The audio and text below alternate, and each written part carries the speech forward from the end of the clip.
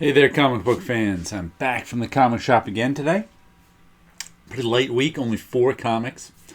I was searching for a 5th comic to pick up, but just gotten so many burned on so many first issues this summer that I looked at a couple and went, There was a new one from Heavy Metal, but it was a $5 first issue and looked, There was a couple other first issues that just looked, And I was like, you know what? I'm tired of getting burned on first issues, so I just went with 4 comics this week. Oh, and we'll start off with a little Thonagore. What is this? Creatures on the Loose, number 26. This is the one I have on top of my printer this week so I can look at the cover. I think that's a John Romita cover. I can't remember, but I think that's what it is. But I have I think I bought, it must be 20 years ago. Someone had a run of these Thonagores for sale somewhere. I can't even remember where I got them. I think it was in a store, but I so rarely go back issue hunting that I don't know. It must be 30 years ago I got this now or something. But I bought the whole Thonagore Astonishing Tales runs just for the covers, and they were like $1 a piece then. So that's the latest one I have out there, sitting around for me to look at. Then what do we get this week? The Comic Shop News. What's up with this cover? Native American Tribute Variant covers for Marvel's Voices. Indigenous Voices 1. Okay. Pretty neat. Some neat drawings there. What's that? We got Thor. We got Hulk. Don't know who the Bow and Arrow X-Men is. Oh, that's the Black Widow over there in the middle. Oh, we got some more back here.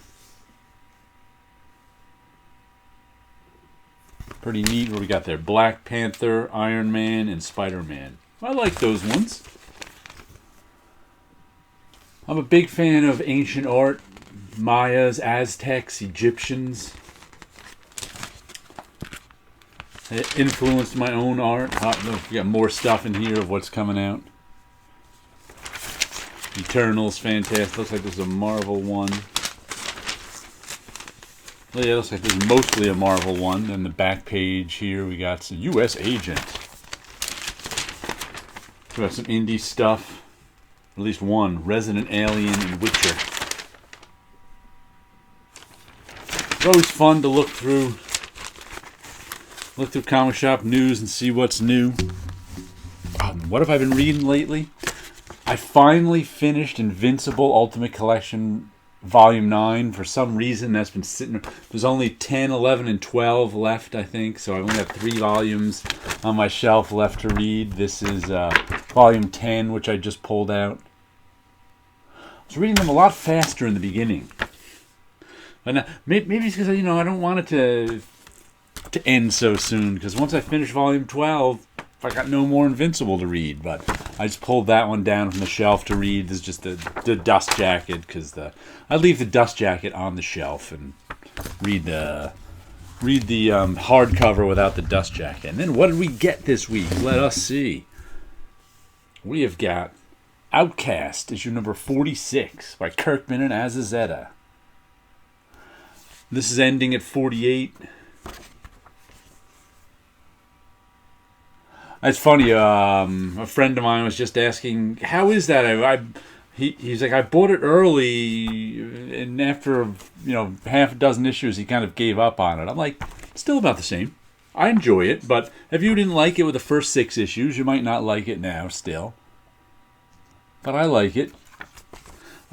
Story of demons and possessing people, or they're actually interdimensional creatures that they thought were demons, and that sort of stuff. But it's all coming to a head. We've only, like I said, only 46, 47, and 48, pardon me, are the only ones left.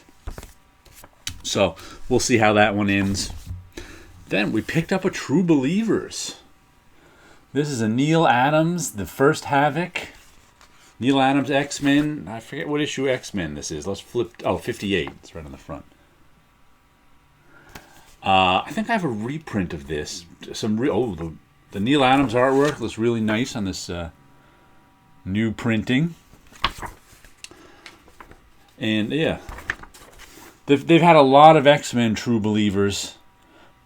out the last couple of weeks. I think I had 4 each week, but this is the first one I'm actually interested in. Because I think this week there was like an issue of New Mutants. I can't even remember what they were, but like this is the only one I was like, ooh, I got to get that one, so I put it on my pull list.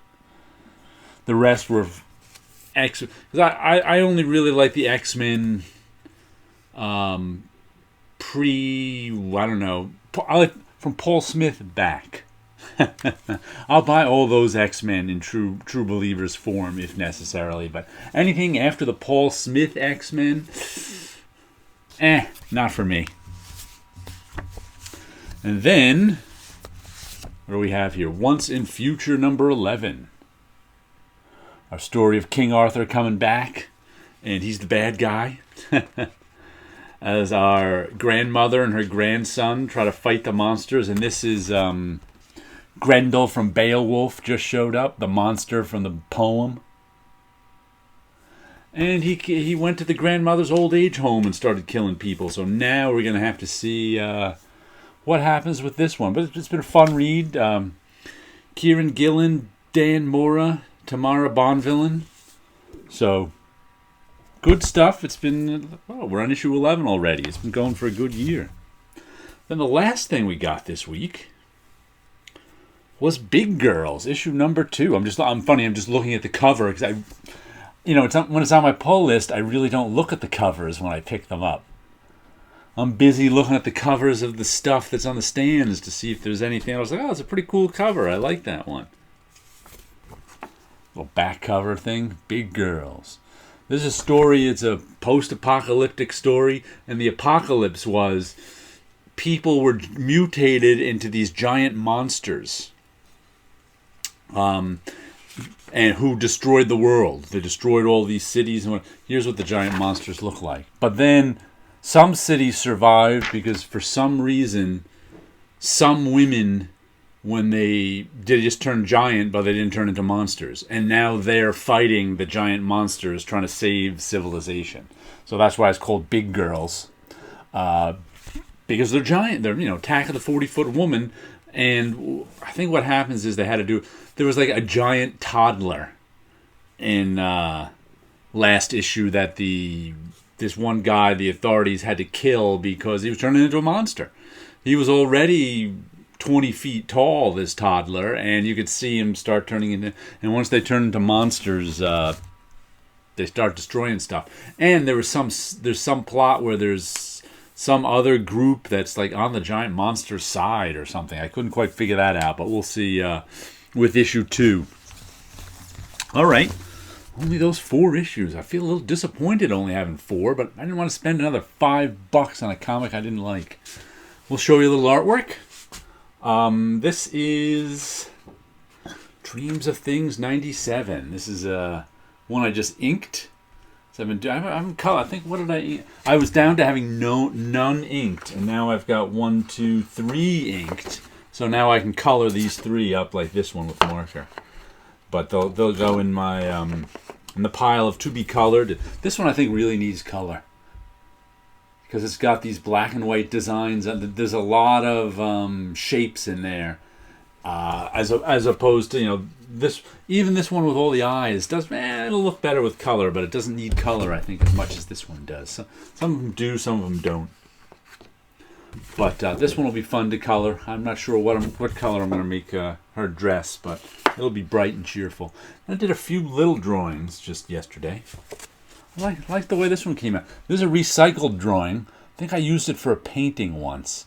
And I just said, usually I go into my sketchbook and pull out a sketch, but occasionally I'll go into my scans of finished drawings and go, ooh, let's rework that one. So I reworked that one into this liney thing. Then we had this. This is from one of my sketches. I don't know. It's sort of like a man and a plumbing merged together. And we got this guy here. He's got a landscape and buildings on his head. I think he's contemplating something. What's the name of that one? Dragon Promotion. Okay. And we've got this one of the Artish Mondrian fellow with geometric designs on his face and eyes on his chest, if that's a chest.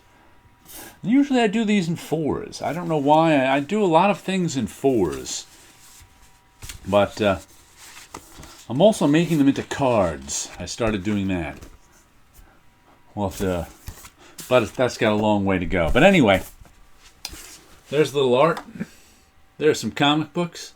And you guys have a good week out there.